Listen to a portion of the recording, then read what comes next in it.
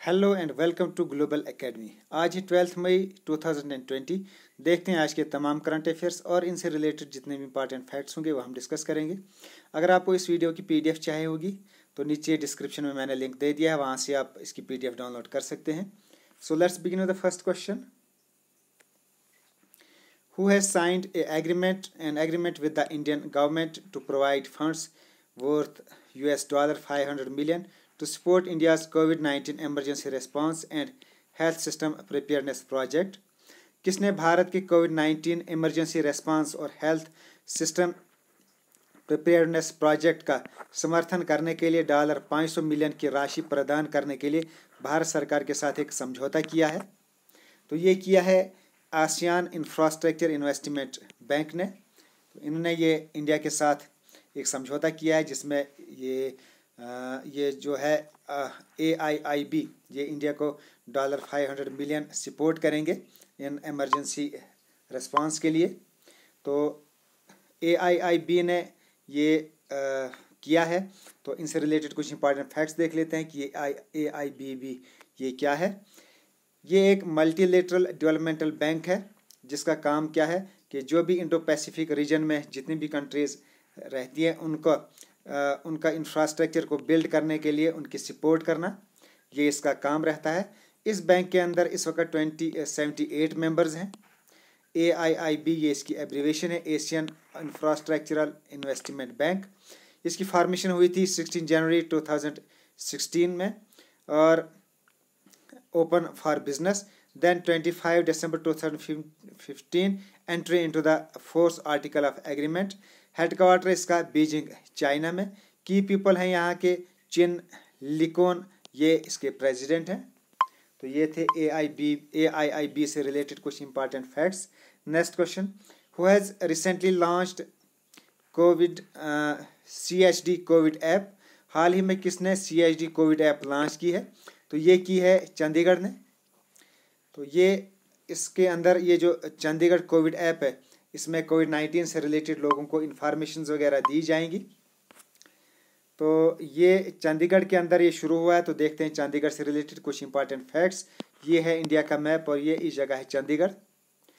ये एक डिस्ट्रिक्ट है और यूनियन टेरिटरी ऑफ इंडिया है जो कि दो स्टेट्स की एक कॉमन कैपिटल भी है, serving as a capital for the two neighbouring countries Punjab and Haryana.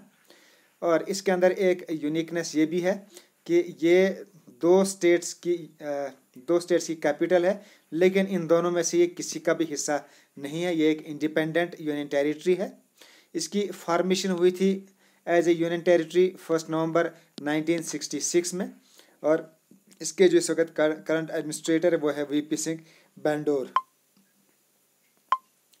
Next question, recently who launched ultraviolet disinfection tower? हाल ही में किसने अल्ट्रावायलेट डिसइंफेक्शन टावर लॉन्च किया है? तो ये DRDO ने किया है लॉन्च।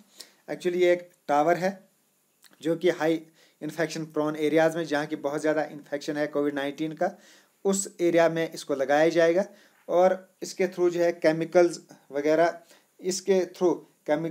वगैरह की वजह से उस एरिया को इस कोविड ये जो वायरस है इससे डिसइंफेक्ट किया जाएगा थ्रू दिस टावर। तो DRDO ने ये किया है ये प्रोसेस। तो इससे रिलेटेड कुछ इंपॉर्टेंट फैक्ट्स भी देख लेते हैं DRDO से related. Defence R&D organisation, defence research and developmental organisation, ये गवर्नमेंट ऑफ इंडिया की एक एजेंसी है और ये charge with the military research and development से रिलेटेड ये एजेंसी है। इसकी फॉर्मेशन हुई थी 1958 में।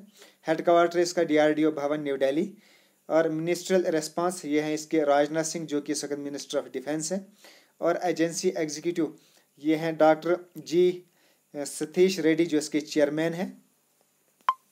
तो ये थे DRDO से रिलेटेड कुछ इंपॉर्टेंट फैक्ट्स।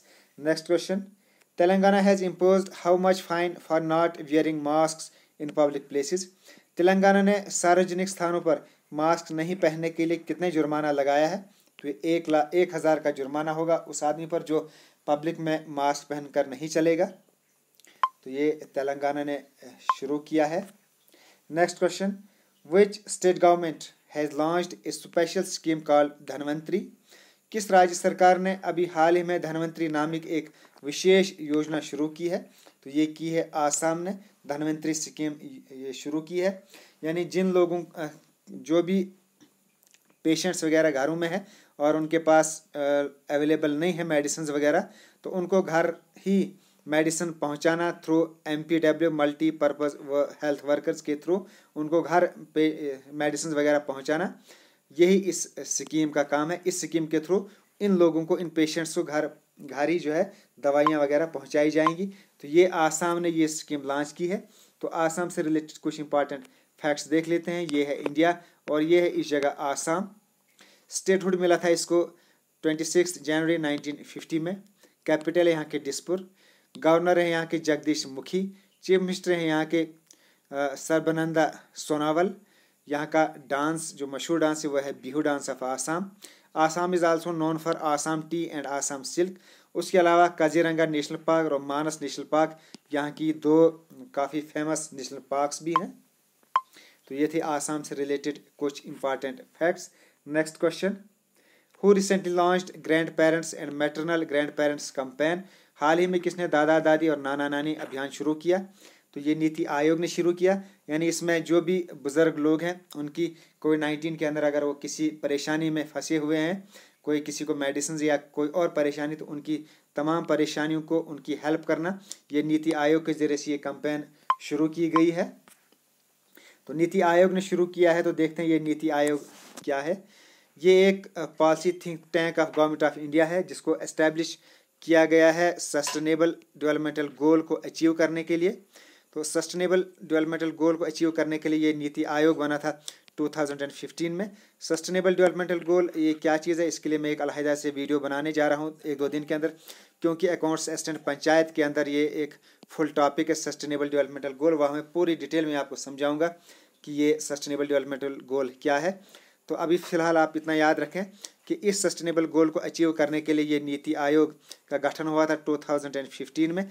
इसका हेडक्वार्टर है न्यू दिल्ली में। इसके जो चेयरपर्सन हैं वो हैं chief prime minister of India Narendra Modi, और वाइस चेयरपर्सन है राजीव कुमार, और अमिताभ कांत ये इसके करंट CEO हैं।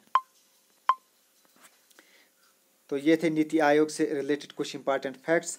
Next question 7, who has recently launched Vande Mataram mission?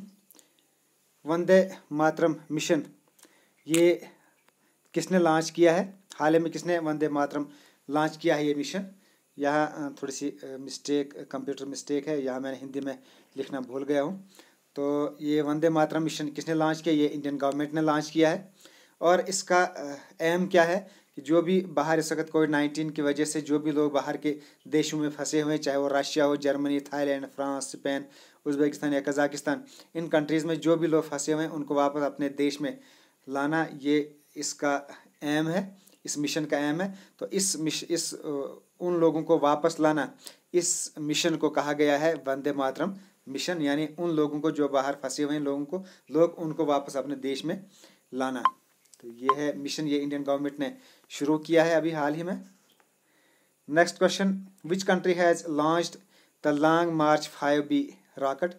किस देश ने अभी हाल ही में 5B रॉकेट लॉन्च किया है? 5B मार्च 5B रॉकेट लॉन्च किया है। तो ये किया है चाइना ने। तो इन्होंने ही अभी ये लॉन्ग मार्च 5B रॉकेट हाल ही में लॉन्च किया है। तो चाइना से रिलेटेड कुछ और इम्पॉर्टेंट फैक्ट्स भी देख लेते हैं। अभी हाल ही में आगे एशियन यूथ गेम्स होने वाली हैं, ये चाइना में होंगी। देन विंटर ओलंपिक्स 2022 ये भी चाइना में होंगी।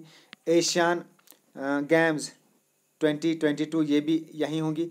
उसके अलावा इन्होंने एक न्यू डिजिटल करेंसी भी शुरू की है, DCEP, ये भी चाइना ने शुरू किया है।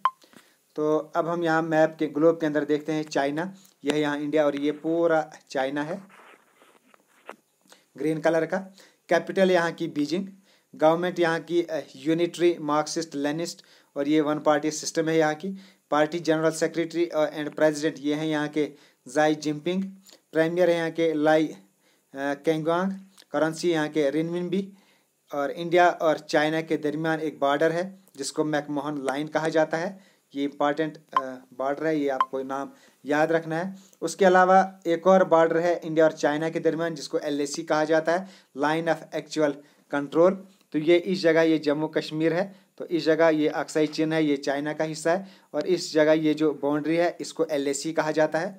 और LOC जो है, जो Indian occupied Jammu and Kashmir और पाकिस्तान ऑक्युपाइड जम्मू कश्मीर है, इन दोनों के दरमियान ये जो बाउंड्री है इसको LOC कहा जाता है। तो ये हो गया LAC जो इंडिया और ये जम्मू कश्मीर और चाइना के दरमियान है, और ये जम्मू एंड कश्मीर और पाकिस्तान ऑक्युपाइड कश्मीर के दरमियान हो गया LOC। तो ये दोनों आपको याद रखने हैं। उसके अलावा रेड क्लिफ लाइन भी है इंडिया और पाकिस्तान के दरमियान। तो ये रेड क्लिफ लाइन ये जो है, ये जो LOC है उसके अलावा जो बाकी बाउंड्री है इसको रेड क्लिफ लाइन कहा जाता है। और यहाँ भी ईस्ट पाकिस्तान के दरमियान जिस वक्त बांग्लादेश है इसको भी रेड क्लिफ लाइन कहा जाता है। तो ये थे तमाम आज के करंट अफेयर्स और इनसे रिलेटेड इंपॉर्टेंट फैक्ट्स। जो भी नए व्यूअर्स हैं वो हमारे चैनल को सब्सक्राइब करें और इन वीडियोस को आगे भी शेयर करते रहें ताकि बाकी स्टूडेंट्स का भी इसका फ़ायदा उठा सकें। Okay, thanks and as always God bless you all.